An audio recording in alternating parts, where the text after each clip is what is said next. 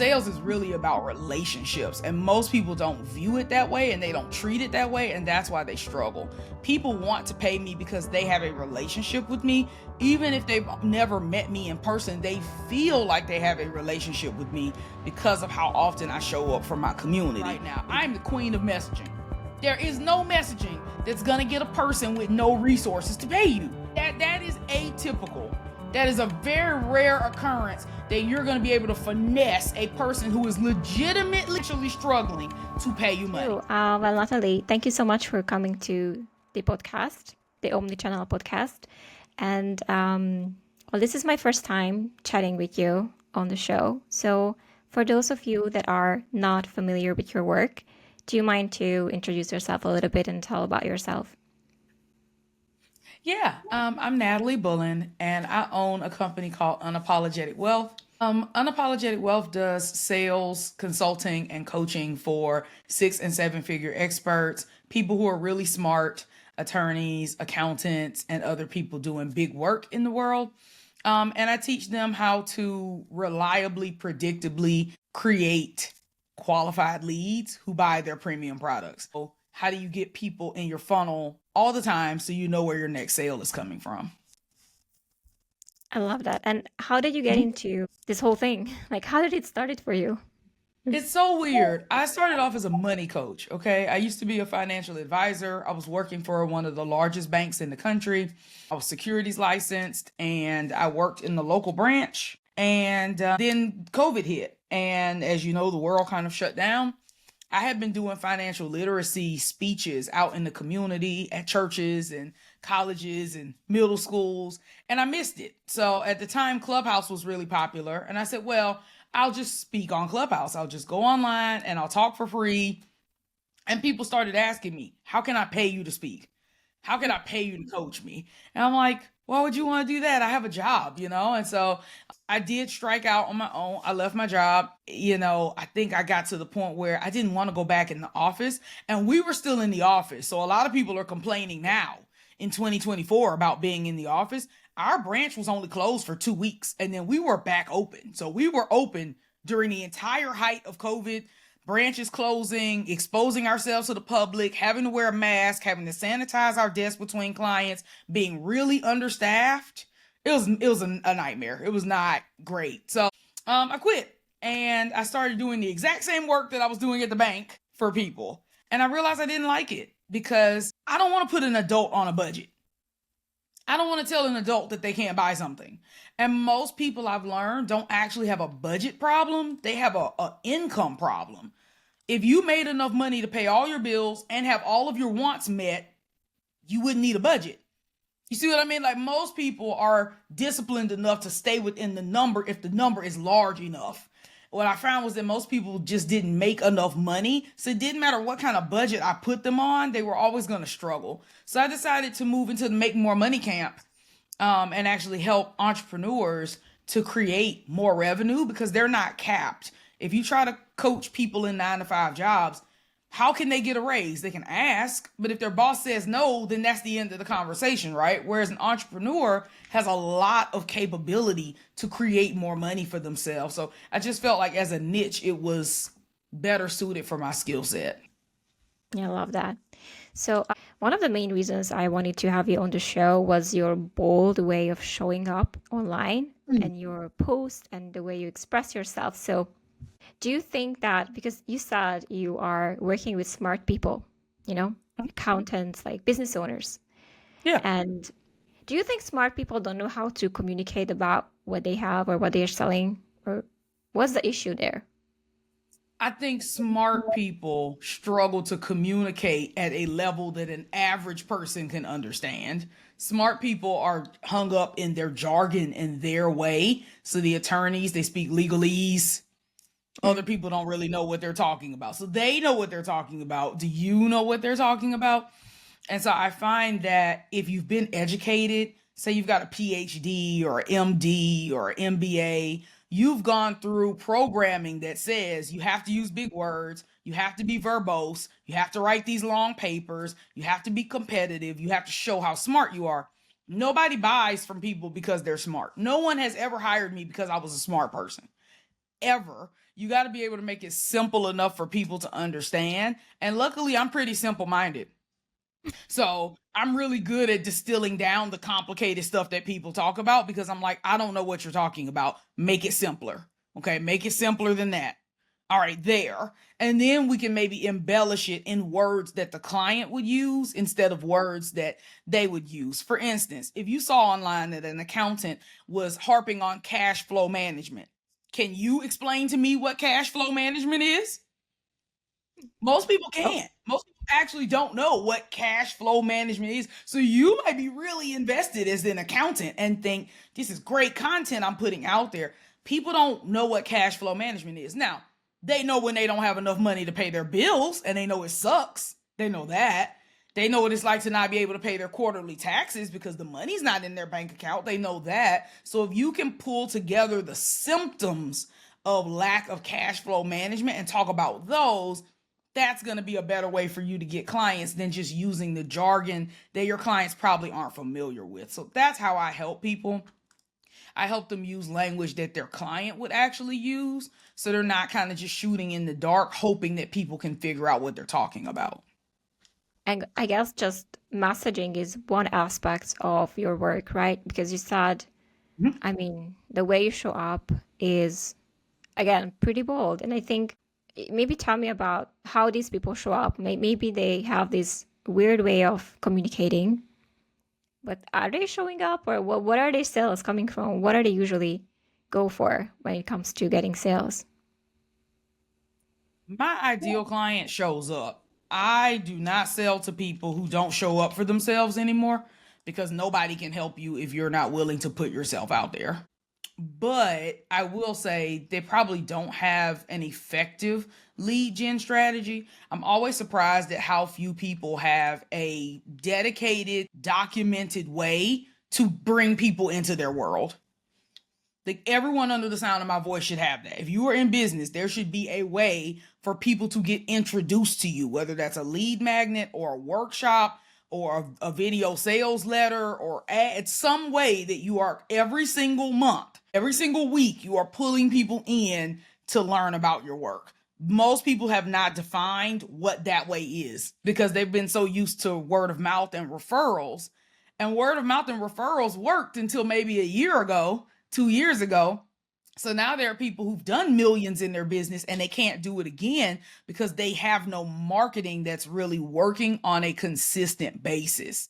So now they're trying to learn how to market 3, 4, 5, 6 years into the business. And it used to didn't matter what words they used to talk about their work because they only sold to people who knew them or through people who knew them. So if I don't know you at all, but someone refers you to me and go, hey, she's really great at this thing, you should hire her. I'm much less likely to vet you personally because I trust that recommendation. But without that recommendation, I'm going to look at your site. I'm going to look at your copy. I'm going to look at your offers. And if I can't figure out what's being sold, I'm just going to move to someone else. So a lot of people who are accustomed to making big money are struggling right now because they never set a foundation of how do I go out and get the business. They're used to the business coming to them, and that's just not the industry norm anymore. So how do we go out and get the business? Like, what are the strategies that you recommend? Besides, you said you have to figure out your way of like how people meet you. Do you have a lead magnet, some kind of introduction to your work? But what else can they do to get the business going? The fastest way to get business is to go out and ask for it. I am team prospecting. I think people should be in the DMs. I think people should be sending emails. I think people should pick up the phone. If you have a phone number for a prospect, you should pick up the phone and call them. I know that sounds like really crazy in 2024, but the fastest way to get the business is to make contact and ask for it. I'm selling this. It solves this problem. Do you or anyone that you're close to need this solution? And you can make more money, right? I think client attraction has gotten popular because it seems passive. So people will say, well, I don't really want a cold DM. I don't want a cold email. That seems salesy to me. I'm just going to wait for people to come to me. And client attraction can work, but it takes time. It takes consistency, and it takes you showing up a lot. You don't have to show up to prospect. Not like you have to show up with client attraction. It's not as easy as people think. And what are you going to do in the meantime? So say you're on Facebook now, but you only post once a week. It's going to be a while before you have a client engine over there. So how are you going to make payroll on the first? Exactly. I love that. Any tips on not being too salesy, or any tips on messaging when it comes to cold outreach that you teach your clients to do? See, I like being salesy. I don't see it as a bad thing. I actually don't. That's not something I'm How do trying we make it to salesy? Like, actively. let's make it as salesy as possible. What do we say? I'm like, I don't mind if it's salesy. I mean, I think you really have to be clear on a couple of things first. You have to be clear on who your ideal client is and what their real problem is. I find that a lot of people don't know because they don't actually talk to their clients. So maybe a good place to start for somebody new to prospecting would be to call maybe their past 10 clients and just check in. How are you doing? How have you been? How is working with our company? What challenges are you facing right now? What are you seeing in the industry? Like, just give a damn. Just call people and showcase some interest in how they're actually doing. If you talk to 10 people who've paid you money before, you're going to start to see a pattern of what is going on and where there might be a gap that you could help them, what's going on in the marketplace. For instance, I have noticed that revenue is down across the board in a lot of industries. Does that mean I'm going to discount my prices? No, but it might mean that I need to create a lower tier of service because people are not in they're strong in revenue right now, right? Or it might mean that I need to market in a different place where people are not price sensitive or are not having a revenue dip. You see what I mean? Like, I'm going to have to adapt because of what I see in the marketplace. Well, I know that because I talk to my people all the time. I find that a lot of people try to create marketing in a silo. So they haven't talked to anybody, but they've already made up in their mind what they're going to do or not do. And that's so strange to me. It's crazy, actually, that people do that. Yeah, because then you're kind of guessing. You're like, well, maybe this is going to work and maybe it's not going to work. I'm like, well, wouldn't it be better to just ask?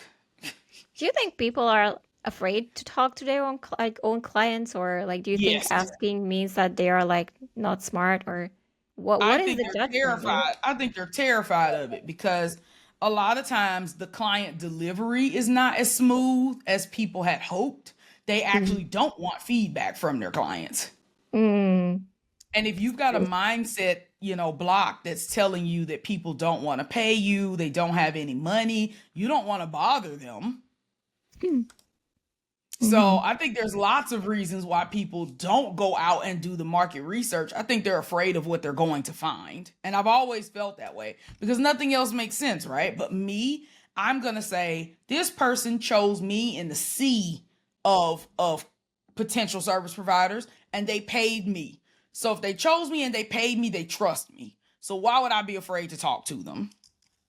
I know, it's crazy. You know, I did that. I went back to all my past clients. I'm like, hey, I'm just curious, why did you hire me? And then I actually did that. I was very curious. I was like, okay, I wonder why someone would pay me.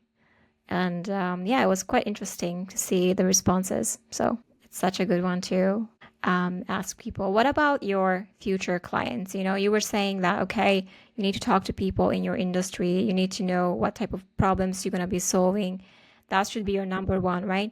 So let's move on to now I know who my target is, the problems that I'm solving.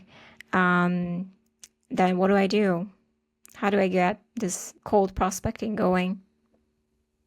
I don't do a ton of like absolutely cold.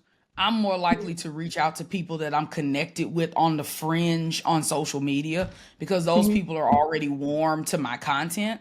Now, if you're not posting any content at all, then yeah, those people are going to be cold. And if you're doing outright cold outreach, you're going to have to send hundreds of messages a month. That's why I don't do a lot of it. I would rather have people kind of warm themselves up to my content. I see my content like a bonfire. It's like a really warm, safe space on the internet that people kind of want to crowd around. And then I just kind of tell stories by the bonfire. So that's my strategy because I just feel like it's a lot easier for me to be out there putting out some goodwill. We all get those messages on LinkedIn from people who don't know us at all, giving us those fake ass compliments and telling us how much fun they're having by DMing us. And yes, you will close some people with cold. But I think most people go about cold outreach the wrong way, and they have no idea the volume it takes to make it work. Like, you are going to have to message or email hundreds of people to get one yes. So, like, if you don't have the number or the volume of people, it doesn't work. So I think it's good for you to have kind of a multi-pronged approach. You should be talking to the people you're in proximity to, talking to people who have paid you before, doing market research or coffee chats or connection calls with your peers. Like, there's a lot of layers of things that I would do if I didn't have any leads, because that means that you aren't building relationship currency. And that's what sales is really. Sales is really about relationships, and most people don't view it that way and they don't treat it that way, and that's why they struggle. People want to pay me because they have a relationship with me. Even if they've never met me in person, they feel like they have a relationship with me because of how often I show up for my community. But if you don't talk to people, you don't go to events, you don't pick up the phone, you don't do market research, how do you expect people to just wake up one day and pay you money? Yeah. Like, it's not real. It's not realistic to expect. So I would always ask somebody who is like, I need to go out and get some leads. What do you recommend? How many relationships are you building every single day? Because if you're not, that's the goal. The goal would be, how do I get in community with people, and how do I start building relationships with people so that they want to help me? If I went online today and said, look, I need some leads, I need to close a sale, I need one or two of this kind of person, can you refer them to me? My DMs and my emails would be overrun because I've built so many relationships, people would be happy to help me. I find that when people say I have really no leads, what they really mean is I have no relationship with humans who would be willing to help me. So that's the problem I would fix. It's not really just who can pay me and why, it's why should they care enough? Because if you're a personal brand, how much people like you and how much people know about you is directly correlated to how much money you're going to make. How do we get the consistency aspect of it? Because you said, if you just posted yes tomorrow and you wanted more leads, then you would immediately get DMs, people wanting to refer or like help you, right? So how do we get to that point of having like a tap that we can open anytime and leads would come in and flow in? I think you just mentioned it. It's consistency. I think people tend to do things they like to do when they feel like doing them, and that's not consistency. So just making some commitments to yourself and putting them on the calendar and actually doing them. Every single day, I have 3 different blocks of revenue generating activity. I have a block for content, I have a block for prospecting, and I have a time block for building relationships. On a good week, I do 2 coffee chats. If I'm really busy, I only do 1. So every single month, I'm spending 6 to 8 hours in direct contact with people to tell them about what I do. Every single month. I was on 42 podcasts last year. That's what, 2, 3, 4 a month. Like, I actively seek out podcasts to be on. I've been in an anthology. I have my own podcast. I have a YouTube channel that I'm creating. So I don't just do things when I feel like doing them. And I think that's where the issue is. People go, I'm not good at marketing, so I'm not going to do it. I'm not good at sales, so I'm not going to do it. I don't know how to message, so I'm not going to do it. And I'm just going to try to push the onus of making money off onto other people. I'm going to get a referral engine. I'm going to run ads are going to fix my problem. People always think ads are going to solve something. Ads are just a paid version of the free stuff you're already doing on the internet. So if you're not doing any free stuff on the internet, or if your free stuff is not converting, why would you pay money? Imagine doing something for free that didn't work and then deciding I'm going to spend some money to do it now. That doesn't make sense. So I think just getting consistent and being honest with yourself and saying, you know what, self, I'm going to spend an hour a week talking to real people. I'm going to go online. I'm going to go on my email list. I'm going to find some people who can help me, because chances are you've got a past client or a current client or someone who wants to be a client who's already in your funnel. A lot of people already have a quiz. When's the last time you went through the quiz results and personally emailed or called or sent a text message to a person who took your quiz? When is the last time you went in your email analytics to see how many people clicked the button and went back and emailed every single person who clicked and went, hey, I saw where you were interested in such and such. How can we get you started with that? Like, people have leads. I've never met a person who genuinely did not have one lead. I've never met that service provider. If you've been in business for years and years, and my clients have, they're not brand new. If you've been in business for years and years, you have leads. Most people just aren't taking the time to work their leads because, again, they're used to business just falling in their lap. And now that it's not, and they're going to have to actually do some work to be consistent in client acquisition, they're failing because they don't have a client acquisition system in their business. And that is the most important system that your business can have. There is no system more important than client acquisition. Without it, you don't stay in business. So people will spend all of their time and energy trying to build out client delivery and operations and legal and financial, and that's great. But without clients, all of that stuff is irrelevant. You always have to have a client acquisition engine, and most people just haven't put any gasoline in their engine in a really long time. Yeah, it's insane.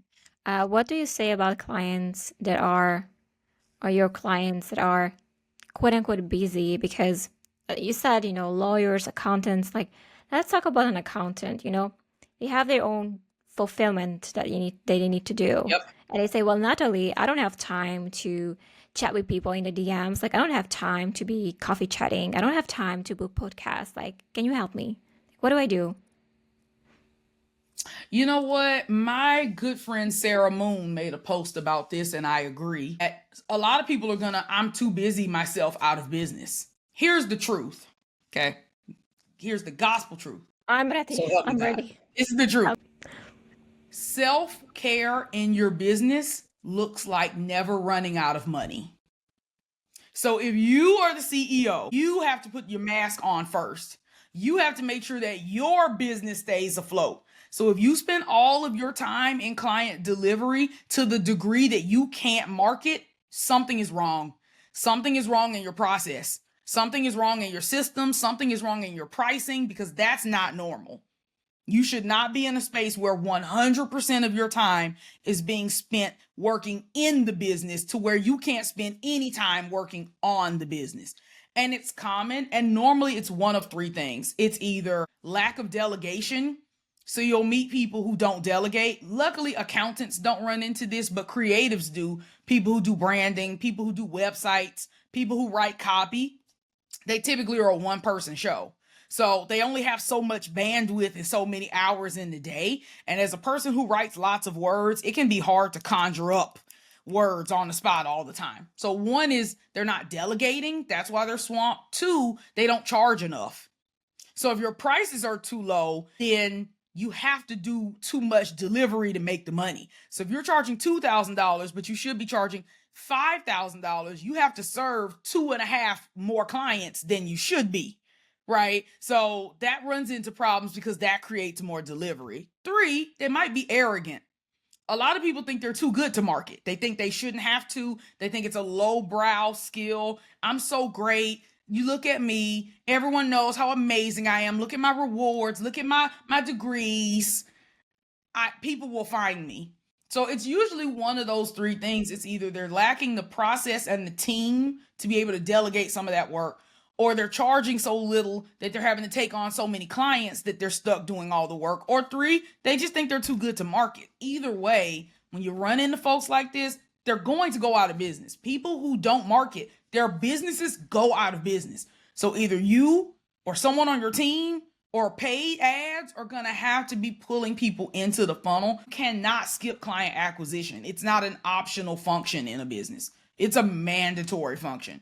You have to focus on lead gen, which could be through your content marketing or through your SEO, or through social media or through email. You've got to nurture these leads because only 3% of your audience is ready to buy at any given time. So you close those 3%, but you're going to need to either retarget with ads or have an email sequence or have some personalized content to nurture these leads. And then you're going to have to pull people into a conversion either a sales call or a webinar or a sales page or a landing page, you're going to have to do something that pulls people in. You can't just focus on client onboarding and client delivery. Unless you've got a service that people never, ever, ever cancel. And I don't know that I've ever met a person like that sells something that humans need indefinitely and there's never any churn. They don't need any new clients ever. I've never met a person like that. I love that. I especially love the "you're too arrogant" type of one. They don't know it. They don't recognize it. But anybody who's listening to this thinking, I don't have time for that. I'm not going to do that. I'm not a marketer. I didn't go in business to market. I didn't go in business to sell. You're arrogant. You absolutely did go in business to sell. If you didn't want to sell, you should have stayed an employee. That's the only way that you can just show up and do the thing. If you just want to show up and do the service, that is what an employee is. But you cannot expect as a person growing a startup to $1, $2, $3, $5 million that you are going to be able to consistently close business without even trying, just because you look good or just because you're superior at the work that you do. I'm a very attractive person. Ain't nobody thinking about how hot I am and that's why I don't have to market. That's crazy. I'm really good at what I do. But if nobody knows that I'm good at what I do because I don't open my mouth and tell anybody, I'm going to go out of business. Marketing is self-care for your business. So when people tell me they don't market and they don't sell, I know that they really deeply do not care about their business. They can't.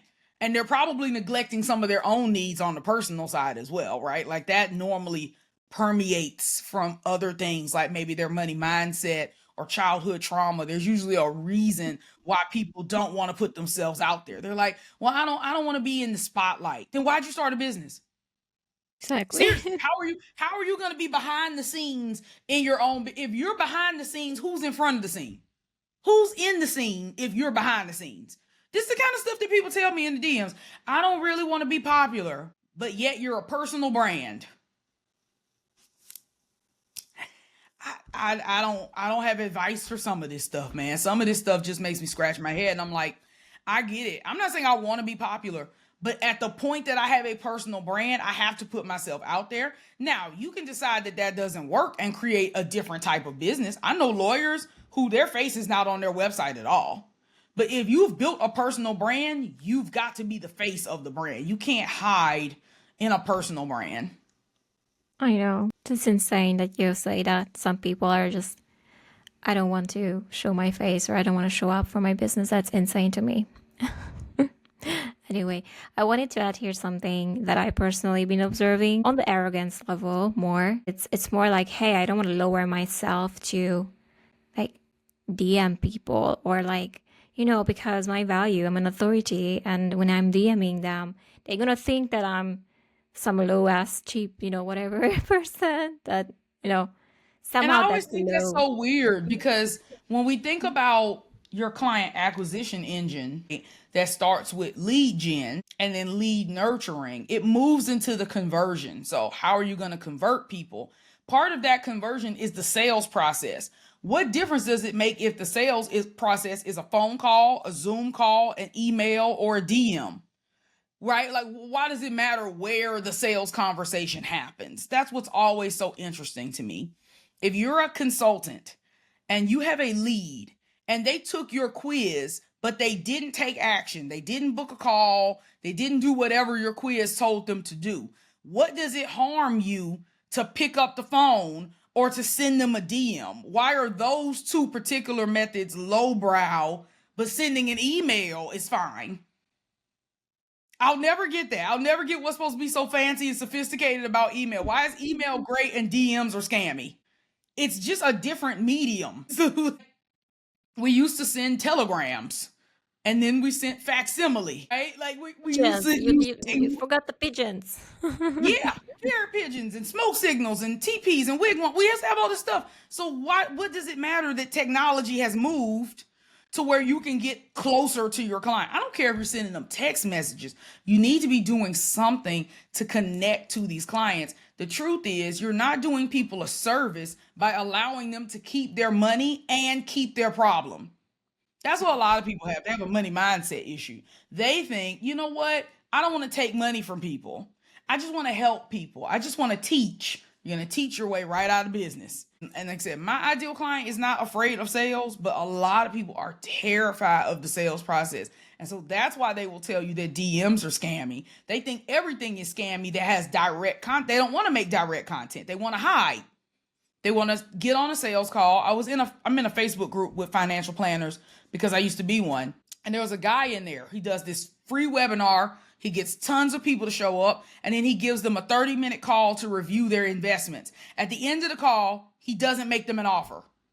He instead waits 3 days, and in 3 days, he sends them an email, and the email has references.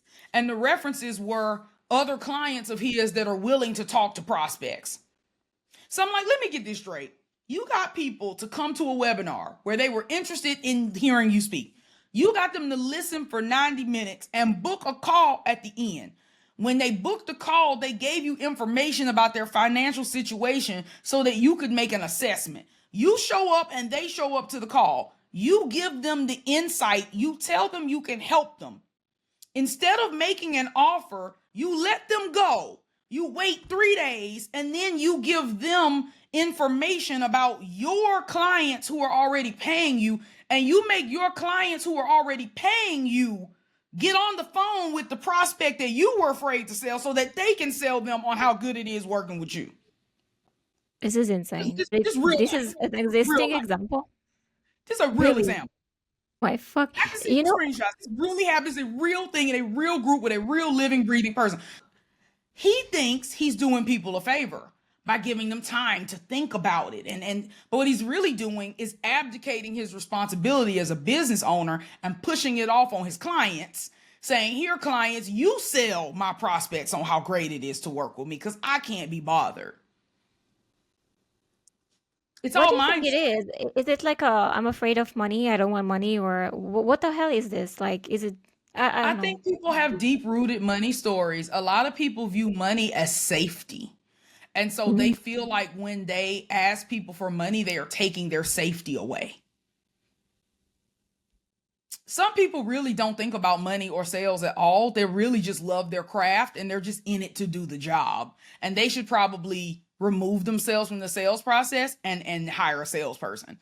If this guy is getting those kind of numbers, if he's getting that many people to show up to his workshop or masterclass and people are booking a sales call, he shouldn't be the one running the sales call. That's the truth. He should probably hire a commission-only salesperson and let that person do the sales part of his content. That's an option, like everyone's just not going to be money driven. Everyone's not going to ask for the sale. And I could tell by the way that he wrote this post that he wasn't going to change. Like he could just hire somebody. And that's probably what I would recommend for him. Maybe you should DM him and like get him on a VIP day or something. Yeah, but a person like that that's afraid to ask for the sale probably isn't going to pay me to teach them to sell.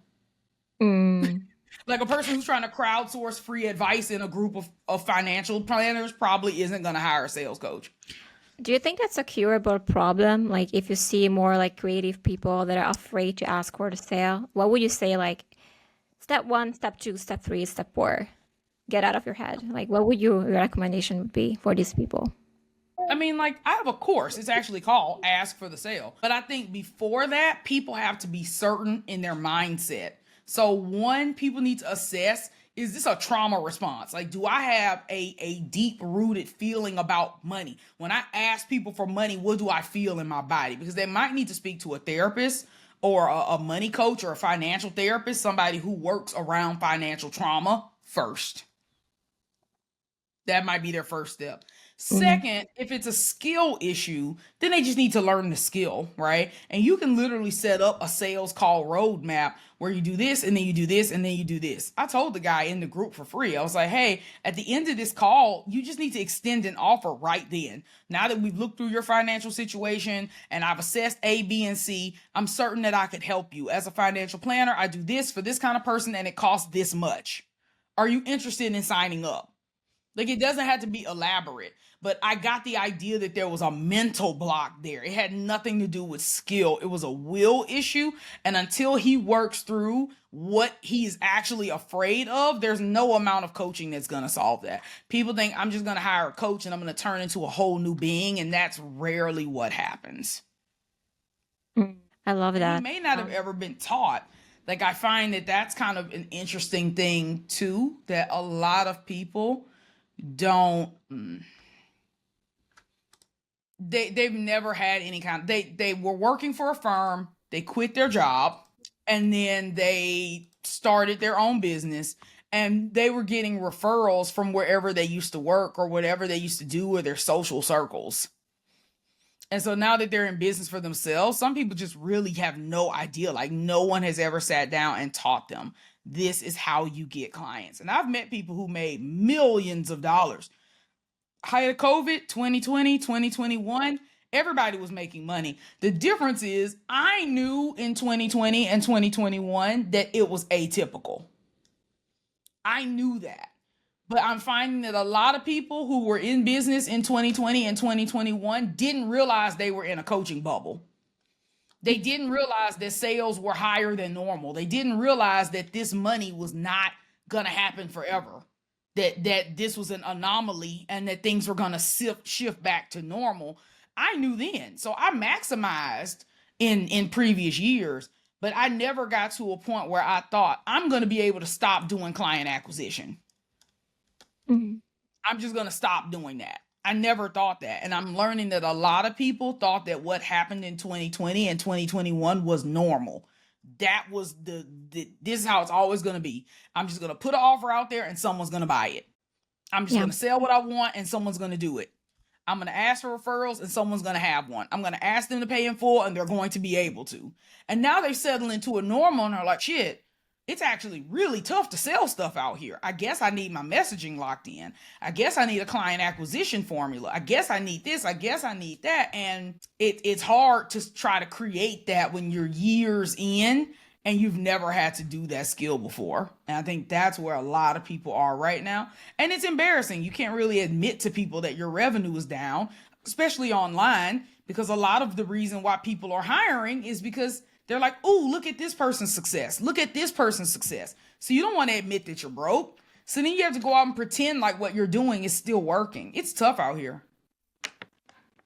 Let's talk about that. Do you see that often, by the way, that broke people sell themselves as making, good money and saying, well, I'm just having my 50K months. And then behind the scenes, they're crumbling because to be honest with you, and I'm not going to say names, I have a lot of entrepreneur friends that are like, I'm doing so well. And behind the scenes, I'm going homeless. Like basically that's the contrast between some of the people online and what they share versus the reality.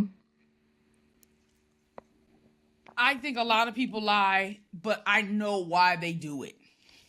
Mm. I get why they do it because we have made a really weird online. You really have to be successful for people to hire you. So if you come out and admit that you're not financially successful right now, people will make judgments about you and not hire you. Even if what you do has nothing to do with money. You could be a sex coach, you could be a realtor. I mean, nothing to do with money. You really don't want to come out and say, hey, we're struggling right now, because people might make the assumption that you're bad at running your business. You're bad at what you do. You're irresponsible with money. You're in financial duress. And I will admit, the few times in my life where I have hired somebody who admitted that they were struggling, they came out and made a post. Hey, I'm struggling right now. We could lose our house. We could do this. We could do that. I'm looking for some project work. This is the kind of work I can do. I've hired that kind of person 3 times.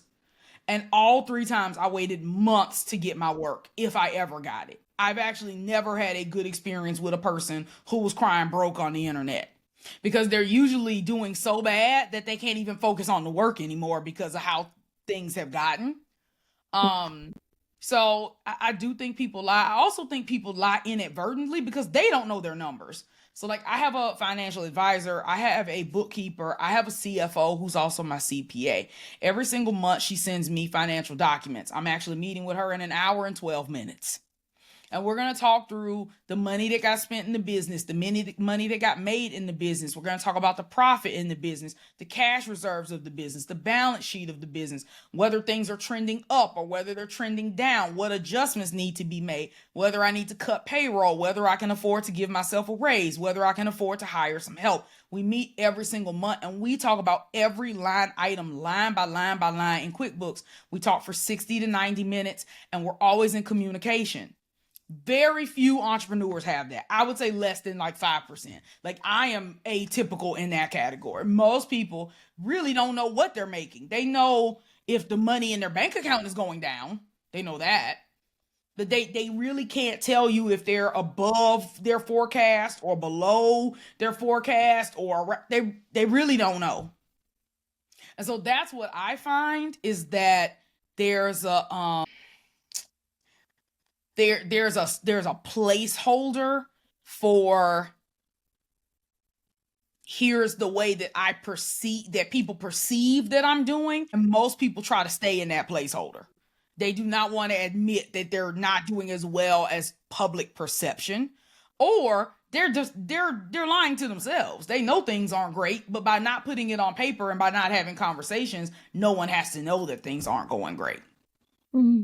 But I get the truth because I get people's P&Ls. If you're a private client of mine, I want your profit and loss statement because I know that people will lie about money and I need to know how much money you're actually making so I can give you the right recommendation. Because if you're making $80K a month, you've got resources to be able to hire team and staff. So I can give you entirely different advice than if you're making $10,000 a month. Because at $10,000 a month, you can only afford to pay yourself and maybe a VA. That's it. By the time you set aside profit, pay taxes, pay me, you're wiped. There's nothing left. So I got to give you different advice at $10,000 a month than somebody who's making $80,000 a month and has some team. That person might be able to cut expenses. A person making $10,000 a month probably doesn't have any expense that they can actually cut. They've got to make more money. They might be able to raise their prices and make more money. But like maybe the market they sell to has run out of money. And I get that a lot. A lot of people are struggling because the people they sell to don't have the money. So they're doing okay, but their prospects are feeling the pinch. Well, if your prospects are feeling the pinch, what happens to you? Same. There you go. It trickles down. And so this is why I tell people, you've got to make sure the number one rule in marketing is to market to people with the money to buy your shit. It's the number one. And it's the one that people ignore over and over and over and over again. They sell to people who cannot afford their stuff. And they let some woo energetic coach tell them that's not true. Anyone can afford anything. If your messaging was better, let me tell you right now, I'm the queen of messaging.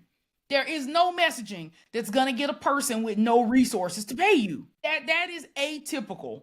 That is a very rare occurrence that you're going to be able to finesse a person who is legitimately struggling to pay you money.